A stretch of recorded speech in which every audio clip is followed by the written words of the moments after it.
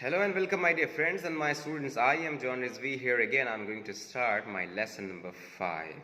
तो अभी तक आपने देखा कि how important the tenses are और जब भी हम फ्रेम करते हैं सेंटेंसेस को किस तरीके से हमें देखना पड़ता है कि कहाँ पे फर्स्ट फॉर्म आएगी वर्ब की, कहाँ पे सेकंड फॉर्म आएगी, कहाँ पे थर्ड फॉर्म आएगी, कहाँ पे डू डज लगना, कहाँ पे डेट लगना, बहुत सारी चीज़ें। लेकिन अगेन आपको बोलते वक्त बहुत ज़्यादा कॉन्शियसली इनके बारे में नहीं सोचना है।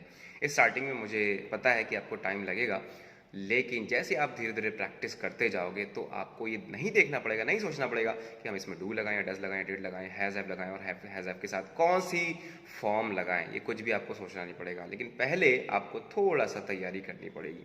देन जैसे आप बोलना शुरू करोगे, आप अपने फ्रेंड से बात करोगे या आप इवन जो चैटिंग करते हो, बातें करते हो, वो भी start practicing in English only, तो धीरे धीरे करके ये सारी चीज़ें इंप्रूव होती जाएंगी। और अगेन ना मैं आपको सिखा पाऊंगा और ना कोई टीचर किसी को सिखा सकता है। बस इतना में करना क्या है, जो हमें पहले से पता है जस्ट धीरे धीरे उसको क्या करना है, इम्प्रूव करना है। सीख कोई नहीं सकता, क्योंकि अभी तक जो आपको सीखना था 20-25 साल की उम्र में आप सीख चुके हो, राइट। तो ऐसा नहीं कि हम आपको सिखा रहे हैं कुछ, सभी को सारी चीज़ें पता है। और जो जिनकी स्पोकन वगैरह अच्छी है, जिनको नॉलेज है, और उनके लिए तो अगेन कोई बहुत ज़्यादा हेल्प वाली बात नहीं है। लेकिन जो हाँ एवरेज बच्चे हैं, एवरेज स्टूडेंट और बिलो एवरेज हैं, उनके लिए ये सारी चीज़ें बहुत अच्छे से फ्रूटफुल होने वाली, वर्क करने वाली हैं।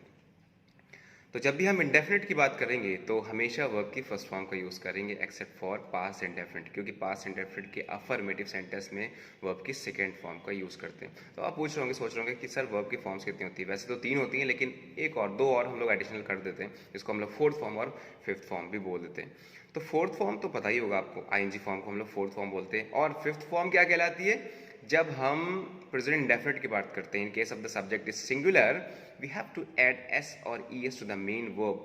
एंड जब भी हम लोग एस या एस को ऐड करते हैं वर्ब में, ये बन जाता है क्या, fifth form of the verb. जैसे अगर हम डू की बात करें, डज हो गया, राइट।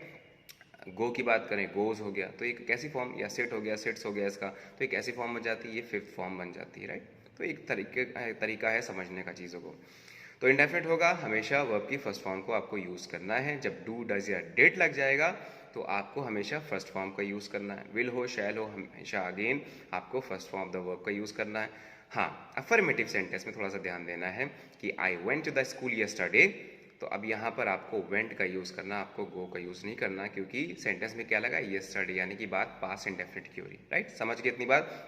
अच्छा, कॉन्टिन्यूस पे चले आते हैं। जब चीज़ें लगातार होती हैं, कॉन्टिन्यूस होती हैं, जैसा कि इसका नाम से पता चल रहा है, तो always use fourth form of the verb, जिसको हम लोग क्या कहते हैं, ING form of the verb कहते हैं। I was going there, I am doing this, ये सारी I will be doing this, ये सारी चीज़ें किस में आती, कॉन्टिन्यूस में आती है। नाउ कमिंग टू परफेक्ट, जैसे कि नाम से पता चला, परफेक्ट का मतलब क्या होता है, चीज़ें कंप्लीट हो जाती हैं। तो जैसे रिसेंटली चीज़ें कंप्लीट होती हैं, या पास्ट में कभी कंप्लीट होती हैं, या फ्यूचर में कंप्लीट होंगी, ऐसा हम बताना चाहते हैं, तो हैज़ हैव हैड का यूज़ करते हैं। और remember, whenever you use has have had, you have to use third form of the main verb.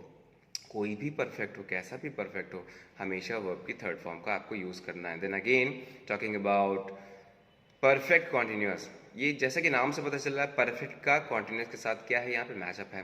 तो यहाँ पे जब दोनों चीज़ें मिल जाती हैं, तो अगेन दोनों चीज़ों को हमें मिलाना होता है, यानी कि ING form of the main verb, fourth form, और उसके साथ साथ क्या लगता है, has been, have been, had been, will have been और शैल हैव बीन का हम लोग यूज़ करते हैं। तो यहाँ पर जल्दी जल्दी हमने टेंसेस को देख लिया। अच्छा, एक बात और आपसे डिस्कस करना चाहेंगे। देखो, इंग्लिश में बहुत सारी चीज़ें हम कहते हैं रूल है, ये रूल है, इसको रट लो। लेकिन जब आप बहुत ज़्यादा डीपली स्टडी करोगे तो आपको पता चलेगा कि हर एक चीज़ का क्या होता है, कॉन्सेप्ट होता है। जैसे आप रीजनिंग में पढ़ते हो, मैथमेटिक्स में पढ़ते हो, इंग्लिश के भी कॉन्सेप्ट्स होते हैं। तो लैंग्वेज जब आप बहुत ज़्यादा इसमें आओगे, डीपली स्टडी करोगे, तो आपको पता चलेगा इसके भी लॉजिक्स अपने होते हैं। क्या लॉजिक्स होते हैं, कैसे समझना है। जैसे कि एक रूल हमने पढ़ा कि in present indefinite tense, if the subject is singular, you have to add s और s to the main verb. For example, he goes to the temple, right. Why not he go to the temple, ये भी तो हो सकता था। ऐसा क्यों नहीं हुआ, क्योंकि हमारे पास एक चैप्टर है जिसका कॉन्सेप्ट ये कहता है सब्जेक्ट वर्ब एग्रीमेंट, जो ये कहता है कि जैसा सब्जेक्ट हो वैसे ही वर्ब को हमें यूज़ करना है। और ऐसा सिर्फ इंग्लिश में नहीं होता, दुनिया की जितनी भी लैंग्वेजेस हैं, राइट, उसमें ये सब्जेक्ट वर्ब हमेशा अप्लाई होता है। क्या मैं ऐसा बोल सकता हूँ, क्या ना, इसे मैं यहाँ पर पढ़ाने आता है या आते हैं, मैं यहाँ पर पढ़ाने आते हैं, क्या मैं ऐसा बोल सकता हूँ? नहीं बोल सकता हूँ, क्योंकि अगर आपने मैं का यूज़ किया है, मैं इज द सब्जेक्ट हियर, तो उसी हिसाब से आपको वर्ब को लगाना पड़ेगा। मैं यहाँ पर पढ़ाने आता हूँ।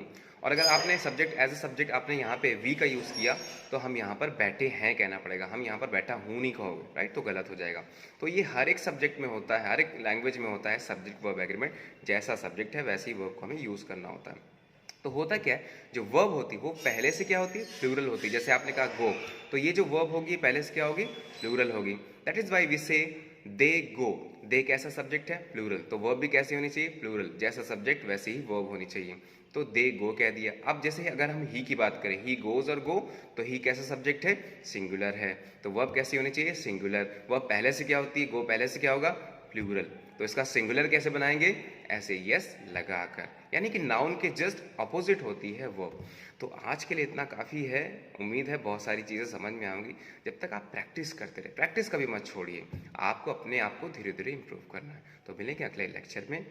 Thank you.